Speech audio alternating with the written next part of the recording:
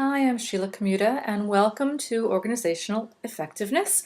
Today I'd like to talk about how to motivate your staff and the things that motivate staff. And there's a good way to remember this, and it's using the word vitals.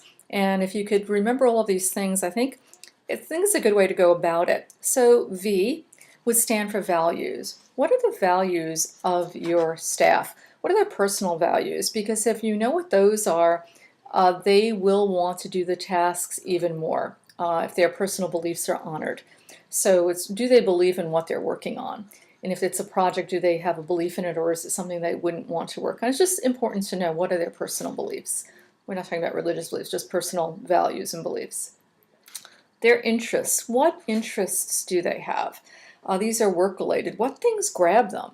And again, it all goes back to knowing your staff, getting to know each one. Each one is going to be different, and each one will have different interests. And the more you know about what interests them, you'll know what grabs them and what kind of projects you might be able to assign them or offer them or delegate, or they'll just be willing to go out for.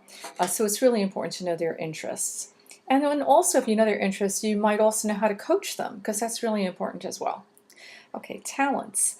Observe beyond the skills. Maybe there's a special aptitude for something. Maybe somebody wants to develop a natural talent that they have. Maybe that there are areas they want to develop. They may be areas that you see in them that they don't even see in themselves. So by knowing them, by doing one-on-ones and other ways, just getting to know them, you might see something in them and help develop their natural talents, which is great. Maybe they're just great problem solvers. Maybe they're great communicators. Could be any talent at all. Maybe they're good at statistics. Whatever it is, you want to help that. A for ambition. What are their ambitions? What are their goals? This could be career goals, personal goals. You want to help them achieve what those goals are, because if you help support them in their goals, staff members will really be likely to dig into their work and really love what they're doing, because they're being recognized and they're being thought of, and somebody is interested in their future. So ambition is really important.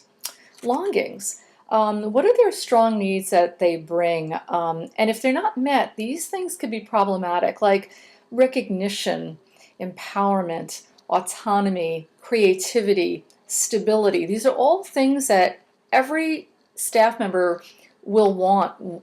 One of these, all of these, some of these, or something different. But it's really important to know what they long for. Some people just want a little recognition. Some people just want to be left alone and work on their own. So it all depends. Some people want to always be on the edge and being creating. If they're not creative, they're going to lose interest in the job. So I think longing is one of the most important things you can know about a staff member. And then style.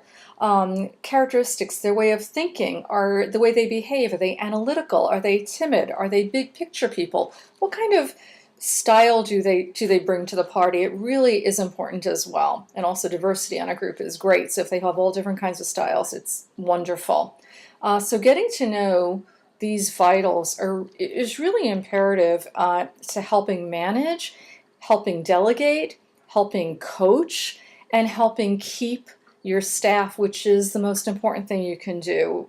Your staff wants to be there, but they want to be engaged. And this is one way of doing it, of just knowing who they are and playing to those interests and who that person is, and really recognizing who they are individually. It's so important. And also, it's always a good idea to check your own vitals. Your vitals doesn't mean it's their vitals. You may like to work autonomously. They may want interaction. So you just have to get to know each staff member. And when you do, I think that managing and coaching becomes easy. There's a lot of buy-in and there's a lot of respect. Okay, thank you so much for joining me, and I'll see you next time.